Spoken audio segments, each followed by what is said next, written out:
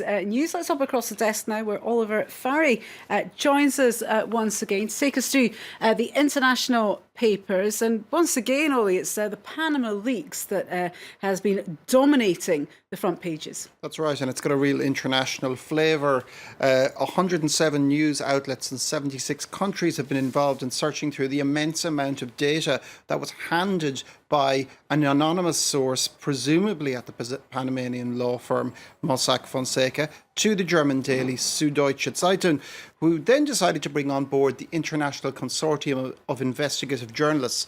Now, the journalists involved studied thousands of leads and found evidence of involvement in offshore companies by politicians, celebrities, business people and also organised criminals.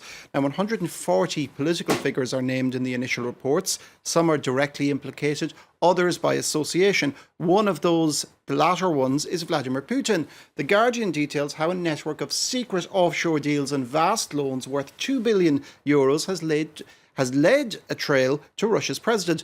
Panama Papers shine a light particularly on Sergei Rodugin, who's a cellist and the president's best friend. He was placed in ostensible control of assets worth at least $100 million, supposedly chosen because of his lower profile. He's also owner of 3.2% of Russia Bank, the St. Petersburg institution, which the US has called Putin's crony bank. The Guardian notes that the findings about Putin bear out what the US embassy cables revealed by WikiLeaks that said Putin holds his wealth by proxy. He formally owns nothing but draws on the wealth of his friends. There's not a lot of it in the Russian media, but the English language weekly, the Moscow Times, does cover it, while also saying that Vladimir Putin's spokesman had warned last week of a, quote, impending hatchet job on the president. Now, that looks like an attempt to preempt things. He was obviously more privy to information than a lot of the other people named were.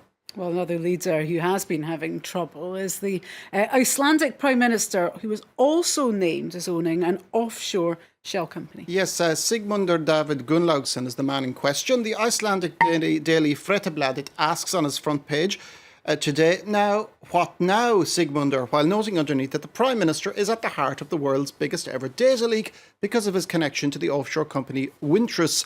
He now faces the likelihood of snap elections, reports Iceland Monitor, which is the English language website of the rival daily Morgunblaðið. There's nothing else for it after these evening's revelations, it quotes Pirate Party MP Birgitta Jónsdóttir as saying. Sigmundur was visibly embarrassed by questions on Swedish TV regarding the revelations, which he didn't see coming, and he actually stormed off as a result of it. And if things weren't bad enough, two of his cabinet ministers are also involved. Argentinian President Mauricio Macri, recently elected on a wave of optimism, promising to shake up the country's economy, was also named as the shareholder of an offshore company. His office has replied to the Argentine daily La Nación, saying that Macri's appearance on the contract signed with Mossack Fonseca was circumstantial and only covered the formal fulfilment of the company, which it added was perfectly legal. President Macri may, however, have to explain to the Argentine people why he chose not to declare this company. An even more famous Argentine has also been named in those leaks. Yes, a Barcelona star footballer Lionel Messi, and someone considered by most the best in the world, is in there because of a company appropriately named Megastar Enterprises that was contracted with the help of Mossack Fonseca. Quite remarkably, this was signed the day after Spanish tax authorities started pursuing him for €4.1 million of unpaid tax in 2013.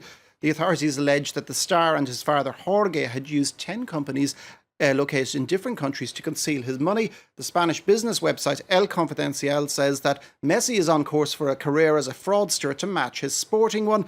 Messi has said he intends suing the website over the claims. Now, the Süddeutsche Zeitung also reports that a member of FIFA's ethics committee, Juan Pedro Damiani, a Uruguayan lawyer, is named as having played a role in helping Argentinian clients pay for bribes via shell companies held by Mossack Fonseca.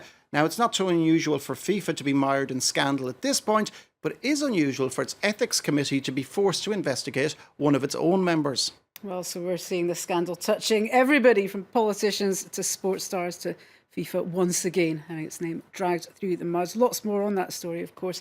Cover that throughout the day. Thank you very much, Oliver Farry. Thank you to you also, Stephen.